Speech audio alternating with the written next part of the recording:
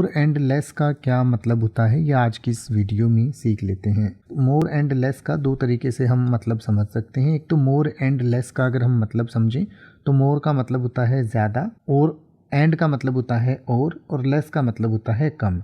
यानी कि किसी चीज़ को हम ज़्यादा और कम कहना चाहें या कम ज़्यादा कहना चाहें तो उसके लिए मोर और लेस का इस्तेमाल करते हैं।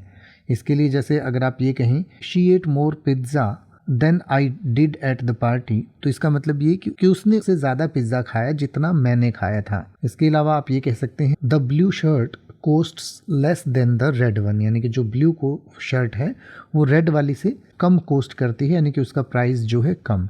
इसके अलावा मोर एंड लेस की बजाय कई बार मोर और लेस का भी इस्तेमाल किया जाता है। तो मोर और लेस का मतलब होता है कि कोई भी चीज़ करीब करीब या लगभग इतनी ही होती है या उसके आसपास कहीं हम कहना चाहें तो उसके लिए मोर और लेस कहा जाता है। यानी कि जैसे हम कहना चाहें it's a 30 minute drive from here more और लेस, यानी कि किसी जगह की हम बात करें तो उसके लिए कह सकते हैं कि जैसे मान लीजिए यहाँ से इसकी दूरी जो है वो लगभग 30 मिनट है, यानी कि लगभग 30 मिनट हम गाड़ी चलाएंगे तो वहाँ पहुँच जाएंगे। और मोर और लेस का मतलब लगभग या करीब करीब, यानी हो सकता है 1-2 मिनट फालतू लगे, हो सकता है 1-2 मिनट कम लगे। या आप दूसरे एग्जाम्पल से भी समझ सकते हैं the exam should have about 20 questions मोर और लेस, यानी कि जो एग्ज़ाम है इसमें लगभग 20 सवाल होने चाहिए।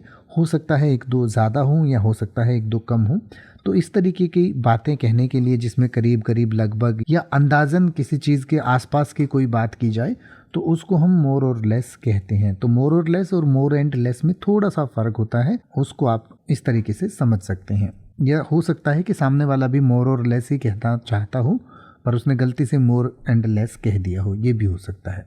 अब आप ऐसे ही किसी भी वर्ड का मतलब हिंदी और इंग्लिश में YouTube पर सर्च कर सकते हैं। आपको मेरी वीडियो मिल जाएगी जिसमें आप बिना किसी फालतू बकवास के सीधा उस वर्ड का मतलब समझ पाएंगे। तो ऐसी ही वीडियोस को देखते रहने के लिए चैनल को सब्सक्राइब करें और बेल आइकन को प्रेस करें।